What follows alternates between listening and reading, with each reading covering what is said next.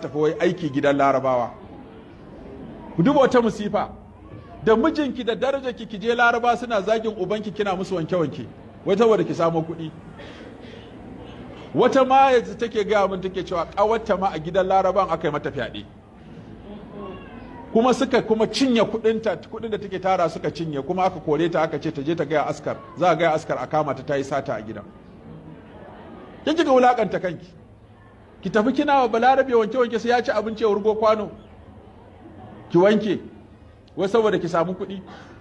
Nan kuma ta zubar da 'ya'yanta guda 5 da mijinta, wata tace wata siyar da kayan ɗakinta ta yi mata aiki, ma'ana ta cika mata kuɗi ta je wata nemi kuɗi a gidan laraba.